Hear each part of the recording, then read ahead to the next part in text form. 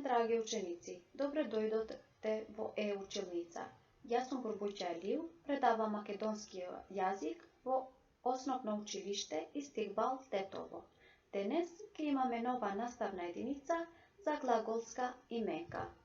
Цели за овој час се учениците да ги повторат, систематизират и прошират стекнатите знаења за нелични глаголски форми, да се запознаат со поимот глаголска именка и глаголска придавка. Учениците да ги воочуваат, разликуваат и идентификуваат глаголските именки во текст. Што ни укажуваат глаголските именки и како се образуваат? Глаголската именка искажува трајно глаголско дејство, се образува од несвршен глагол и наставката ње, например носење, викање, плетење, читање, седење, пиење, јадење. Од некои свршени глаголи се образуваат глаголски именки од наставките ние и тие. Например, оделение, издание, решение, покритие. Глаголската именка е проста глаголска форма, со неа се именуваат глаголски дејства. Да научиме од глаголската именка нелична глаголска форма се изведува од глагол, а означува име на дејство. Се образува од несвршени глаголи, учи, пишува, зборува, со додавање на наставката ње, учење, зборување, поретко со ние, решение, уверение.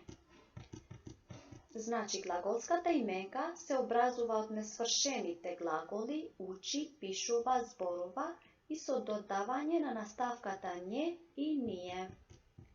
Глаголската именка во своето име го содржи зборот именка, па затоа треба да провериме дали таа има нешто од етименските категории род, број и определеност. Образување е глагол плюс ње, јаде плюс ње, јадење. Глагол плюс ние, реши плюс ние, значи решение. Глаголската именка се однесува како именка од среден род. Например, глаголската именка учење завршува на наставката како една именка од среден род на наставката е учење со наставката е.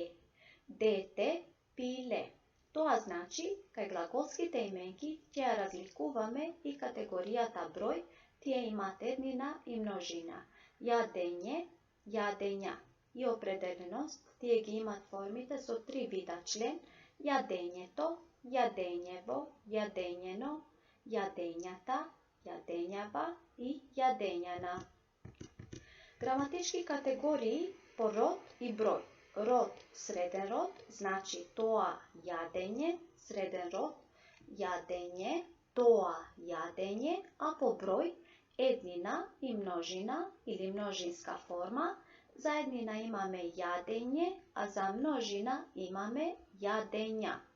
Значи, за број имаме еднина и множина, а за род среден род. Тоа јадење, јадење и јадења.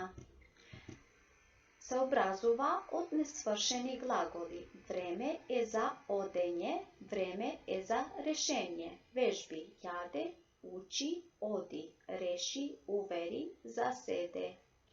Јадење, учење, одење. Решение, уверење и заседење. Време е за одење, време е за решение. Глаголска именка. За домашна задача во вашите тетрадки вие треба да пишувате 4 реченици во кои ќе употребувате глаголска именка.